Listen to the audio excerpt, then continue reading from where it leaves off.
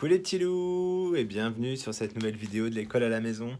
Alors aujourd'hui au programme la date, le nombre mystère, un petit travail de codage d'un parcours, un peu de phonologie, donc le travail sur les sons, une petite lecture offerte d'un album et enfin un petit travail d'écoute musicale. Voilà, on est parti. Alors, hier nous étions donc mardi 28 avril 2020.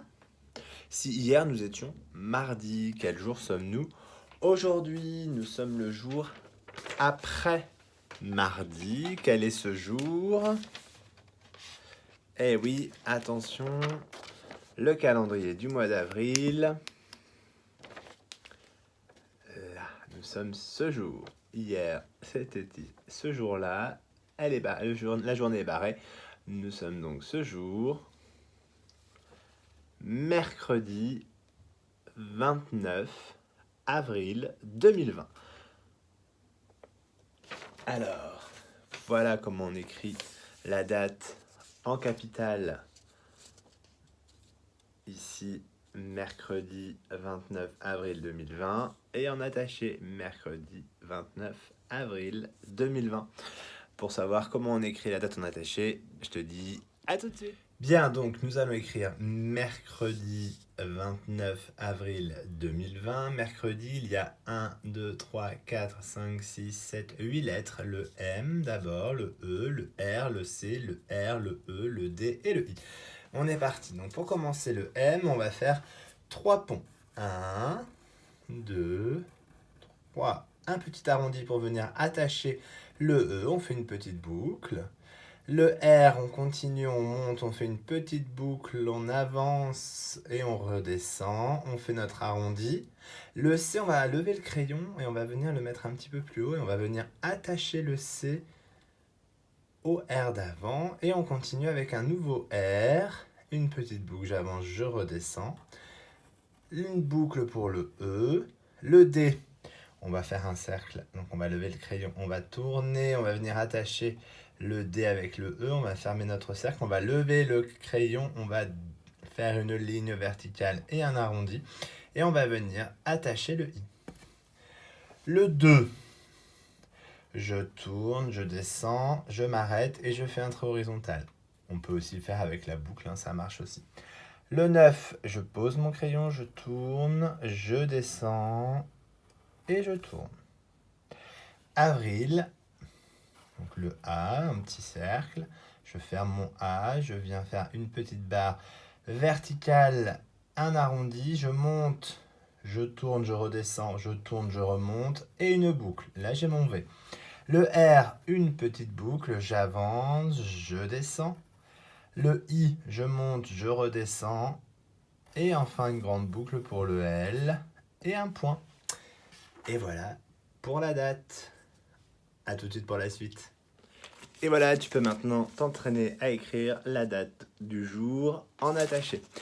Bien, le nombre mystère d'hier. Alors, je vous avais demandé de trouver le nombre qui était composé de 5 pièces de 10 centimes, une pièce de 5 centimes et 2 pièces de 1 centime. Donc 5 pièces de 10 centimes, une pièce de 5 et 2 pièces de 1. Donc 10 plus 10 plus 10 plus 10 plus 10. Donc 10, 20, 30, 40, 50. 5 pièces de 10, ça fait 50. Et une pièce de 5. Donc 50 et 5, ça fait 55. Et enfin, 2 pièces de 1. 1 et 1, ça fait 2. Donc 55 et 2. Donc 55 et 2. 55 et 2, ça fait 55, 56, 57. Ça fait 57. Donc 57, ça s'écrit 5 paquets de 10, 5 dizaines et 7 unités toutes seules. 57. Aujourd'hui, on va compliquer un petit peu le travail puisque je ne vais pas vous montrer les pièces. Alors après, vous avez le droit de les dessiner pour vous aider à compter, mais le nombre mystère du jour est composé de 4 pièces de 10, 4 pièces de 10, 4 paquets de 10, 4 dizaines, 4 pièces de 10 et de 6 pièces de 1, de 6 unités, de 6 paquets de 1. Donc 4 paquets de 10, 4 pièces de 10, 4 dizaines, ça veut dire la même chose, et 6 pièces de 1, 6 paquets de 1, 6 unités, tout ça, ça veut dire la même chose. Quel est le nombre mystère du jour? Petit travail de repérage dans l'espace. Donc hier, on vous a demandé de dessiner le parcours de la coccinelle, qui avait été codé ici. Aujourd'hui, on va faire le travail contraire. Vous avez votre coccinelle mal lunée, tous les animaux dans le quadrillage qu'elle rencontre dans l'histoire. Premier travail, ça va être de dessiner le chemin que fait la coccinelle mal lunée pour aller rencontrer chacun des animaux de l'histoire dans l'ordre des animaux de l'histoire. Donc si par exemple, elle rencontre en premier la guêpe, eh bien, elle va faire hop, hop. Donc, vous faites un petit trait pour aller jusqu'à la guêpe. Si après, elle rencontre, je ne sais pas, là, le coléoptère, eh bien, hop, on remonte vers le coléoptère. Après, si elle rencontre dans l'histoire le gorille, après avoir rencontré le coléoptère, dans l'histoire, c'est Mi qu'elle rencontre le gorille, alors je vais vers le gorille.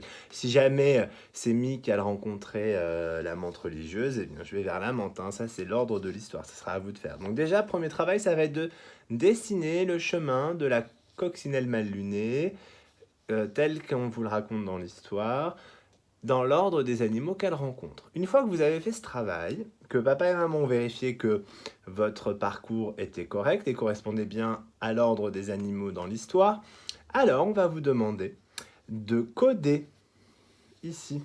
Donc chaque déplacement de la coccinelle devra être écrit dans une case.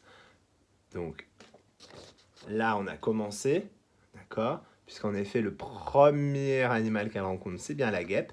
Donc elle se déplace de 1, 2, 3 cases vers la gauche. Donc on a mis un petit 3 et une flèche vers la gauche. Ensuite, le deuxième animal qu'elle rencontre, c'est en effet le coléoptère. Donc 1, 2, 3.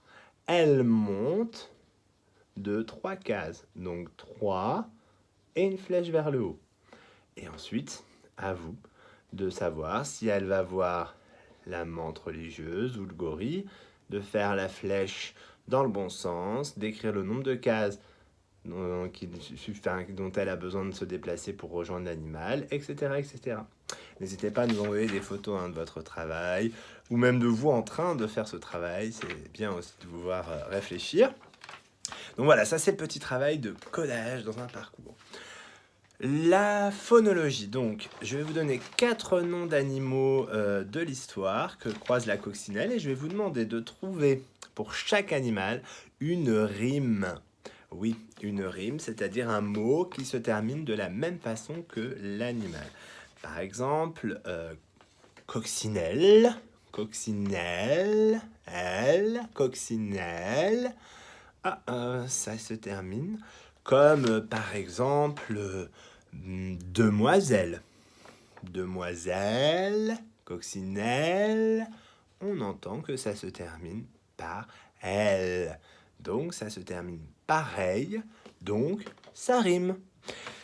Alors, trouvez un mot qui rime avec le nom d'animal suivant. Homard. Homard. Trouvez un mot qui rime avec hyène. Hyène.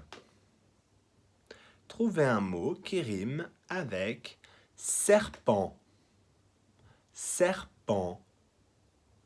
Et enfin, trouvez un mot qui rime avec putois. Putois. Donc, je répète les 4 noms d'animaux. Homard, hyène, serpent et putois. Pour vous aider, n'hésitez pas à dire le nom des animaux, d'accord, à essayer d'entendre comment ils se terminent et de trouver des mots qui se terminent de la même manière, par les mêmes sons. C'est ça, les rimes. Donc on vous en demande 4, 4 paires de rimes. N'hésitez pas à les écrire ou à les dire à papa et aux mamans pour qu'ils vous aident à les écrire. Et puis vous nous envoyez tout ça en photo sur le Classroom. Bien, on vous offre une petite lecture d'album, donc un album qui s'appelle Je suis une coccinelle, qui est lu par Catherine. Donc vous aurez le lien voilà, pour aller l'écouter. Et pour terminer, un petit travail d'écoute musicale. Donc c'est un extrait d'un ballet. Alors un ballet, c'est une œuvre vivante, c'est-à-dire du spectacle vivant, c'est-à-dire qu'en fait, nous sommes devant des artistes qui font les choses en direct et en vrai, voilà, sous nos yeux. Et donc là, le ballet, c'est de la danse. Donc c'est un spectacle de danse. Donc ce ballet s'appelle Casse-Noisette. Bon, vous le connaissez, puisque vous l'avez déjà vu dans la classe.